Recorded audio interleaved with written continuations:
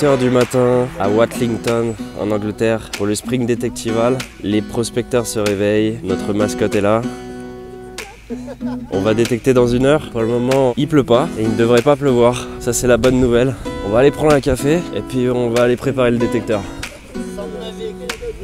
Ça va la Fresh Detection? Tout va bien? Bien dormi? La nuit, ça a été? La nuit, ça a été. Bon bah super. C'est ça.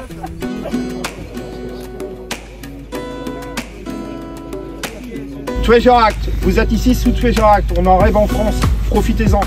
Quoi que vous trouviez, les archéologues seront ici dans l'attente. Le Treasure Act, c'est simple. Vous allez remettre, on va identifier, eux vont faire leur travail, répertorier, etc. Vous commencez à creuser, vous suspectez la présence d'un dépôt, que ce soit des monnaies, des haches ou quoi que ce soit. Vous arrêtez de creuser, vous ramenez quelqu'un en jaune et à ce moment-là, on se rendra sur place avec les archéologues et on le déterrera comme il se doit. Coupez, creusez, amusez-vous, éclatez-vous.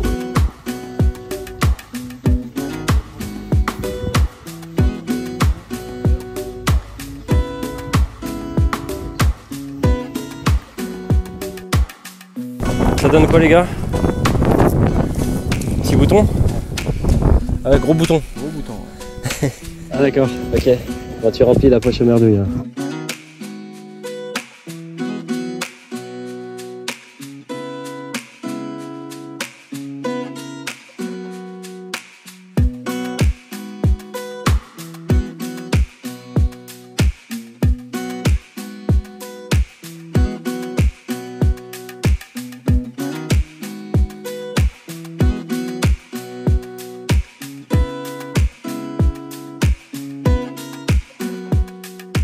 Allez, c'est la fin de cette première matinée de détection, une matinée riche en trouvailles. Cette édition 2023 est surprenante à ce niveau-là. Évidemment, on fait de la détection, c'est aussi pour faire des trouvailles.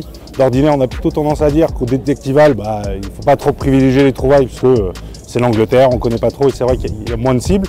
Mais là, cette année, ça donne. Et ça donne quoi? On a vu un petit peu de tout.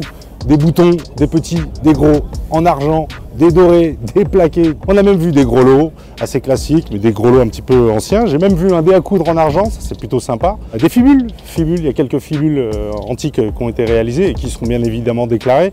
Côté monnaie, là aussi, c'est très divers. Ça va de la monnaie antique jusqu'à la monnaie moderne. On a même une équipe de journalistes du Figaro qui nous accompagne pour cet événement-là. Et ils ont eu vraiment de la chance, puisque parmi leurs premiers trous, au bout de 20 minutes, ils nous ont sorti une petite monnaie anglo-saxonne en argent, toute mignonne, qui finira évidemment déclarée. On a vu aussi un participant français qui, lors de son premier trou, nous sort une alliance en or, superbe alliance qui doit faire environ, je dirais 5 grammes à peu près, avec une gravure à l'intérieur. Imaginez l'émotion quand vous arrivez au détectival et c'est vos premiers trous, vous sortez ça.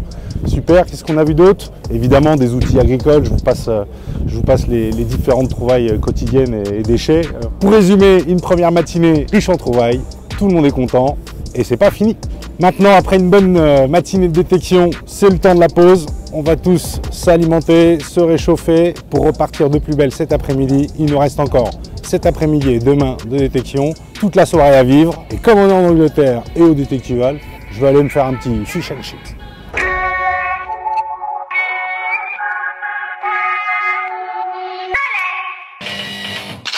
La partie peut commencer.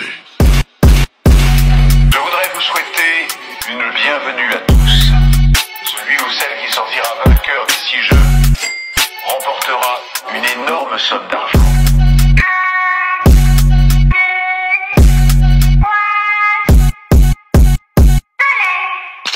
La partie peut commencer.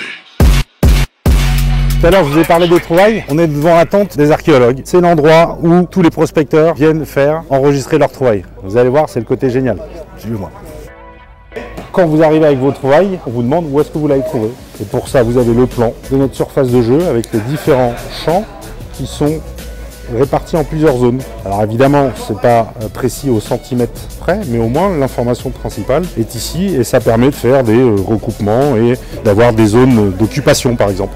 En fonction de l'intérêt de la trouvaille, soit elle est conservée ou soit on vous la restitue tout de suite. Si elle est conservée, c'est photographié, c'est inventoré, c'est enregistré. Ça vient compléter la base de données nationale anglaise. C'est ça qui est génial, hein. C'est pour ça qu'ils ont des millions de trouvailles enregistrées depuis tant d'années. Et elle partira pour étude. Et en fonction de son intérêt, on peut vous la rendre 2 mois plus tard, vous avez encore une catégorie supérieure de trouvailles, c'est la catégorie de trésors. Et il y en a eu quelques-unes. Regardez voir, vous avez quelques objets parmi les différentes trouvailles qui sont ici, qui partiront directement au British Museum et qui seront proposés soit aux musées locaux ou soit qui partiront en vente aux enchères. En cas de vente aux enchères, évidemment, le propriétaire du terrain et l'inventeur de la trouvaille repartiront chacun avec 50%.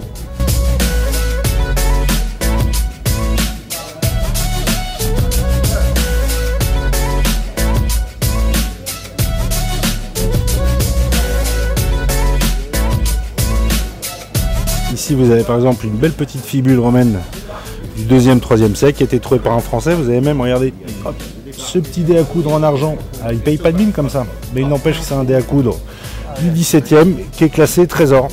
Là, il y a une pointe de l'âge du bronze, un petit couteau de l'âge du bronze. Ici, on a une belle fibule romaine. Différentes monnaies en argent. Et il y a même eu des monnaies en or, un souverain et un double excellence d'or.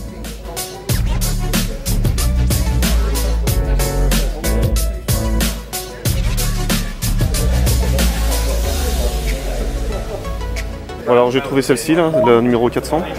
Alors c'est un penny d'Henri VII, je crois. Je connais pas trop les monnaies anglaises. Classe 3, 1248-1250. Voilà, ce qui est l'avantage, c'est qu'on peut savoir ce que c'est, on la trouve, on la dépose chez les archéologues et si ça les intéresse, bah, ils la gardent, quoi.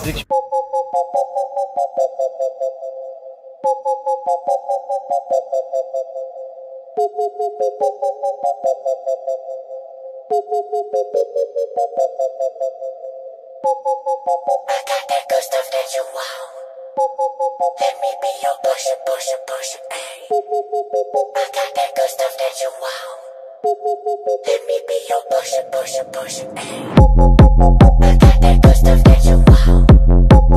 Let me be your pusher, pusher, pusher, ayy. I got that good stuff.